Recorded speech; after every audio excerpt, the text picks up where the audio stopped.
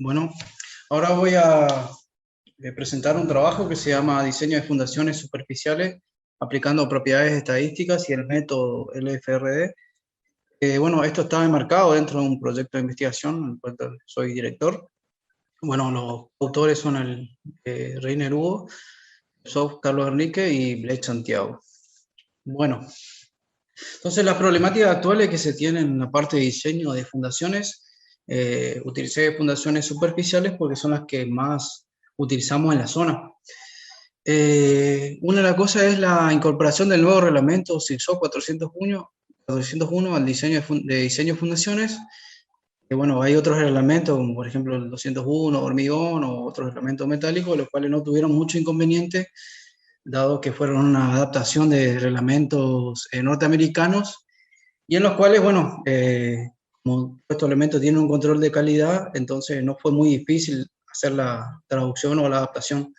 En el caso de los suelos es muy complicado porque, bueno, prácticamente hay diferentes características geológicas con respecto, por ejemplo, a Estados Unidos y Argentina. Entonces, todavía se está tratando de trabajar en este método.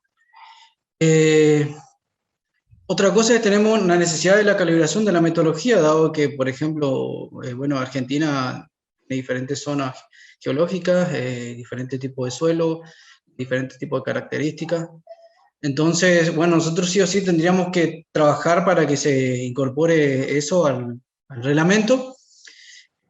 Por otro lado, la necesidad de determinar propiedades estadísticas de los suelos residuales, esto ya nosotros estamos hace varios años trabajando con un grupo de investigación, determinando diferentes propiedades, haciendo diferentes tipos de proyectos de investigación para caracterizar el mismo. Y otra cosa, tener en cuenta la variabilidad de las propiedades geotécnicas y las condiciones geológicas, que lo hablé anteriormente. Bueno, ¿cuál es el concepto de LFRD? O sea, reducción de la resistencia y aumento de los factores de carga. Es el siguiente. Fíjense que tenemos dos curvas. La primera curva es de la Q, que es la carga, la cual generalmente son las cargas que van a actuar en la fundación o en la estructura. Y la resistencia es la resistencia al suelo. Bueno, que va a tener diferente variabilidad de acuerdo a la caracterización. Si tenemos una buena caracterización, obviamente que la media va a estar más cercana al pico, o sea, va a tener una media más chica, por tanto una covarianza menor, y en el caso de que no se realice, bueno, eso se va a aumentar. Entonces, lo que trabajamos hoy en este momento es que el factor de seguridad es, bueno, la relación entre la resistencia y la carga que se va a utilizar en la fundación. Entonces nosotros lo que tenemos que tratar en el método LFRD es tratar de ver esta parte que es la parte de la confiabilidad de la estructura. Entonces, la metodología del FRD se basa en la moderación de carga y mineración de resistencia, como lo hablé anteriormente. Y bueno, y esta es la tipo de ecuación. A la resistencia se le aplica a diferentes factores multiplicadores de carga y factores de modificación, que son básicamente lo que nosotros estudiamos en los polinomios. Y a la resistencia nominal, que es la resistencia que tiene el material, la vamos a estar dimensionando, se aplica un factor de reducción. En este caso vemos algunas características estadísticas de tipo suelo, por ejemplo la cohesión en el suelo residual, que se adapta a tipo una distribución normal o Weibull, la fricción, que se adapta a un valor normal, la distribución de curva normal. Entonces, para lo que es la variabilidad de las propiedades, que nos indica el método, hay que tener en cuenta que hoy en día se dimensiona básicamente con un valor, no teniendo en cuenta la variabilidad de las propiedades. Entonces, tenemos un trabajo que habíamos hecho de una aplicación científica con el ingeniero Reiner y lo que fue mi director, Franco Francisca. Tenemos las diferentes relaciones de diferentes parámetros, por ejemplo, los límites, el gamma D, que es el peso unitario seco, la relación de vacío, la cohesión y fricción. Entonces, ¿cuál fue el trabajo? Bueno, el trabajo fue hacer una simulación de Monte Carlo, teniendo en cuenta las variaciones de la variabilidad de las propiedades. En este caso se utilizó una fundación característica, generalmente en el medio, en el cual se utilizó una fundación superficial de 2 metros de cuadrada, de 2 metros, y una distancia profundidad de fundación de 1 metro, con una carga de 1200 kilonewton. Para determinar la simulación se utilizó la ecuación de Bézier con diferentes factores de forma, profundidad e inclinación de carga, en el cual se realizó un tratamiento de la variabilidad de dos características que son la cohesión y el ángulo de fricción interna. Entonces, lo primero que se realizó, de acuerdo a la distribución de probabilidades que les mostré anteriormente, se realizó una simulación de Monte Carlo en el cual se generó un montón de números aleatorios. Cada puntito de estos son de alrededor de 100.000 valores. Cada puntito de esto corresponde a un valor que se utilizó aleatoriamente con la simulación de Monte Carlo, y se trabajó en dos etapas.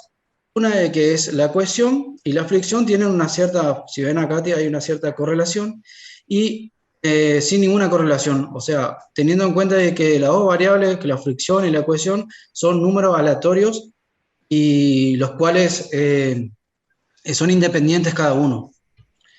Entonces, a través de la simulación de Monte Carlo, se llegó a esta curva de distribución normal. Esta es la curva final, o sea, lo que se realizó es a la ecuación de capacidad de carga, se le aplicó todos esos números aleatorios, y bueno, y el resultado final, o sea, dieron aproximadamente 100.000 resultados, se calculó la curva de distribución. Para los dos casos de carga. En este caso se presenta únicamente uno. Entonces vemos que la distribución de carga final es del tipo normal. Dado que en caso de teniendo en cuenta el input, si el input es una variable normal, supuestamente con el método Monte Carlo el final tendría que ser normal. Entonces en este caso se da. Por otro lado, nosotros tenemos el valor que nosotros habíamos tomado, la P última de 1200 kilonewton, y utilizamos lo que clásicamente se trabaja con un factor de seguridad 4, es el límite, en el cual nosotros ahora tenemos que calcular una probabilidad de falla. O sea, qué porcentaje de todos esos datos pasan ese factor de seguridad, que es hoy en día lo que se está trabajando en el medio. Los factores de seguridad son bastante altos, son 3 o 4. Entonces, fíjense, en la tabla 2 se muestran las propiedades de falla para parámetros sin correlacionar, que es 5,26, y el 5,26%, y el parámetro correlacionado es el 4,42%. Entonces, vemos que, por ejemplo, en el caso utilizando parámetros correlacionados, se tiene la probabilidad de falla. Y parámetros sin correlacionar, 5,26. Entonces, la importancia de tener muchos datos para mejorar esta probabilidad. Bueno, como conclusión, se realizaron simulaciones en Monte Carlo utilizando variables estadísticas, utilizando la correlación de variables de la probabilidad, la falla disminuye. Bueno, y ahora para futuras investigaciones, la necesidad de realizar simulaciones teniendo en cuenta la variabilidad de las cargas. O sea, en este caso se trabajó con solo un elemento, que es una carga de 12.000 kilonewton. Y entonces, bueno, lo que ahora se trabaja se va a tener que realizar una programación en el cual el input no sería solo una carga, sino que sería una distribución probabilística. Pero esa distribución probabilística o la que pensamos es que tendría que tener en cuenta las características de las fundaciones que se realizan en la provincia, de acuerdo, por ejemplo, a los tipos de elementos constructivos, también a los tipos de luces que generalmente se utilizan. Por lo tanto, lo que estamos trabajando es hacer un relevamiento de muchos edificios o de muchos elementos estructurales para tener esa distribución probabilística. Entonces, bueno, muchas gracias por la presentación, muchas gracias, y seguimos con la siguiente presentación.